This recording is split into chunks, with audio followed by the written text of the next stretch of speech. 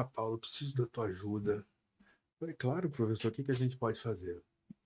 É um tema difícil, a situação complicada. Você precisa conversar com o Zinho.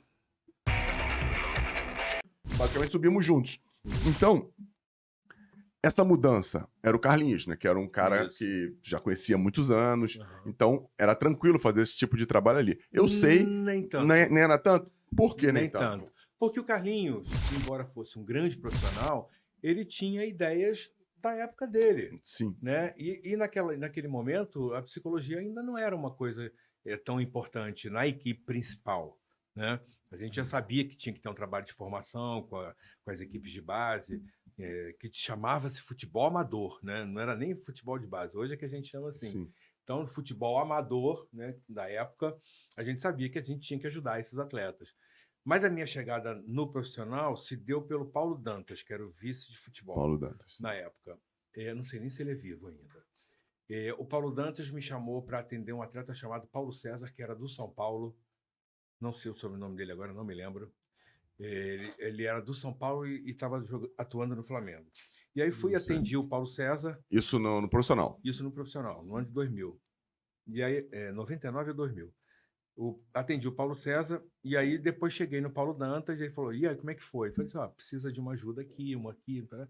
No dia seguinte, estava tudo no jornal. Caralho. Aí eu falei, gente, eu só falei para uma pessoa, né? Então, só pode ter sido aquela pessoa que falou. E aí, essa foi a minha entrada no profissional, olha aí. Que maneiro, hein? Que espetáculo. Como é que eu vou maneiro. confiar nesse cara, entendeu? Como é que eu vou confiar nesse cara, que é um cara que, porra, sai daqui, conversa com o jogador e bota tudo no jornal, né? Mas não ficou na minha conta, né? Que bom. Depois eles assumiram. O jogador se sentiu exposto. Sim, claro, sem dúvida, né? E sim, numa situação dessa, você tem que falar com o cara, pedir Sim, desculpas claro, a ele. Expliquei a situação toda. Né? Como também já tive... Gente, tem muita história, né? Tem muita história. Não, conta, pô. Não tem pressa, não. Não Não vou contar o ano. Eu não quero saber quem seja. Só conta a história. Eu não vou contar o nome nem o ano, né? Só para deixar escondidinho. Não, claro. O treinador chega e aí eu não sei se foi na primeira ou na segunda passagem dele. Bom, teve vários com primeira e segunda passagem. Sim. Então não tô Não, pode ficar tranquilo. E ele disse assim, porra, Paulo, eu preciso da tua ajuda. Eu falei, claro, professor, o que que a gente pode fazer? É um tema difícil, a situação complicada. Você precisa conversar com o Zinho. Eu falei, tá, o que que houve? Porra, tá na hora dele parar, ele precisa parar. Não, pode deixar, professor, eu vou ver o que que eu posso fazer. Cara, como é que eu vou chegar no Zinho? Zinho, tá na hora de você parar, entendeu? É melhor, sabe? Ele vai sair da graça. Ele vai mandar naquele lugar. O Zinho. O Zinho, entendeu? pô. Só o Zinho, mas ninguém. Essa é uma história. E aí eu levei essa história até o final. Mas tu chegou a conversar com o Zinho sobre a situação? Depois que o treinador se foi, eu falou. Eu falei porque assim, eu não sabia se isso ia tomar. Ele não passou muito tempo lá depois, o treinador. Eu não sabia se isso ia tomar uma proporção, porque assim, antes que eu leve o nome da coisa, deixa eu correr na frente. Eu fui e conversei com ele, olha, Zinho, aconteceu isso, assim, assim. Que loucura, maluco. Eu não sei nem se ele vai lembrar dessa história. Não, maneiro, vamos... o nome do pai dele, gente. Seu Crisan. Seu Crisan. Sou amigo dele. Né, há pouco tempo. Sou amigo dele lá de Nova Iguaçu. Ele é de Nova Iguaçu, eu sou de... Ele faleceu, né? Algum tempo aqui atrás. Acho que sim. Ele é da periferia de Nova Iguaçu. Não, ele é... Tu é da periferia. Não, eu sou de Nova Iguaçu. Eu sou compadre do Ailton, que era o best friend dele. Sim, então, sim. tava sempre ali, os né? três. E aí eu conheci a mãe dele, que faleceu primeiro, depois o pai. Faleceu, acho que tem um seu Crisão. Teve uma história também com o Evaristo, né? De Macedo. Aí acho que eu tava lá. Essa foi complicada. O Evaristo nunca trabalhou com psicólogo, nunca acreditou em psicólogo. O Flamengo teve uma ocasião, acho que era 98, acho que era isso. Um rapaz que era psicofisiologista, acho que esse era o nome que ele usava, né? Cipião, o nome dele. Caraca, Cipião era um grandão. É um grandão. Caraca, Cipião, eu lembro. Aí o Evaristo já era o treinador naquele momento, eu acho. E aí ele disse, o que você faz aqui? Ele disse, eu cuido da cabeça dos jogadores. Você é cabeleireiro?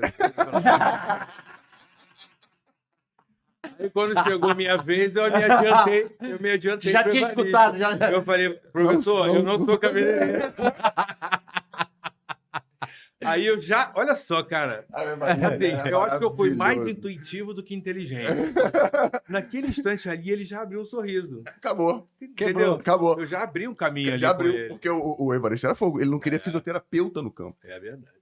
Ele não queria fisioterapeuta. Ele não gostava que preparador físico fizesse O aquecimento. trabalho com bola. É. Entendeu? É isso aí, Evaristo era foda. Pô, cara, que coroa, gente boa, cara. Tem muita coisa. Não, o Evaristo. Eu vou lembrando. Não, do Evaristo, essa do Evaristo, sim, tem uma. Ele não gostava também que. Nem que vocês ficavam no campo, nem que você ficasse no campo.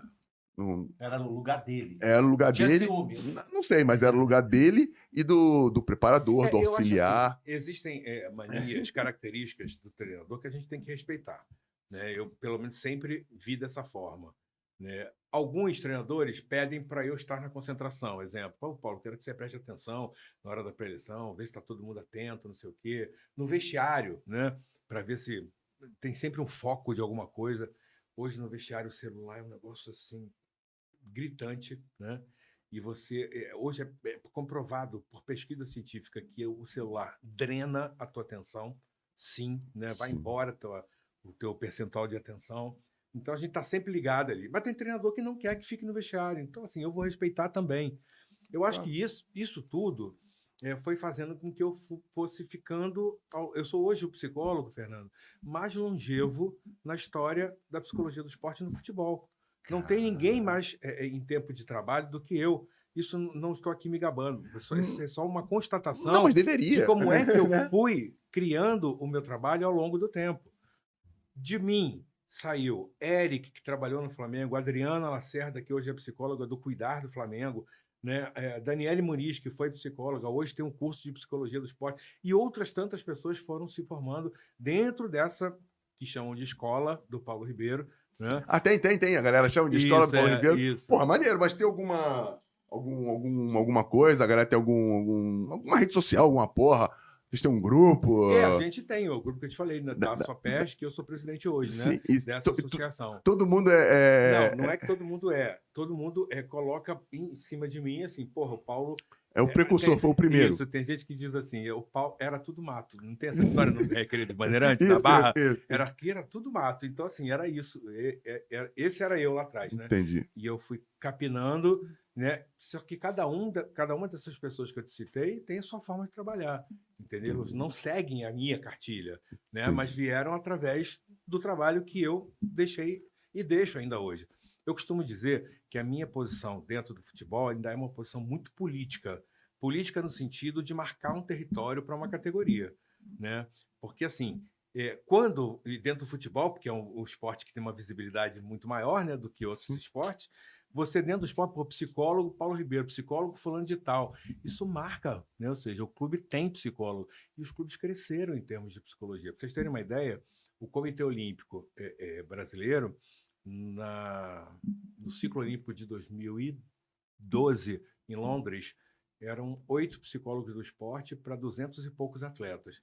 No nosso ciclo olímpico de 2016 e de 2020, agora no Japão, já eram 38 psicólogos do esporte para os mesmos 200 e poucos atletas. Então, as confederações hoje têm psicólogos na sua formação. O Comitê Olímpico tem um time Brasil, que é um laboratório que reúne uma série de profissionais, inclusive psicólogos. Então, assim, eu só tenho orgulho de participar disso e saber que eu deixei uma sementinha ali ao longo desses anos. Claro. Eu vou te fazer mais perguntas, só vou terminar aqui. Galera, agora vou fechar aqui. Só clicar no link da bio e vem pro YouTube, que tem muita coisa que o Paulo vai falar ainda aqui. Vai falar vai falar de SAF, Botafogo, mais um pouquinho. Eu vou contar os podres do Anselmo, não, meu. Não, meu não. Valeu, galera. Vem pro YouTube. Tchau, tchau.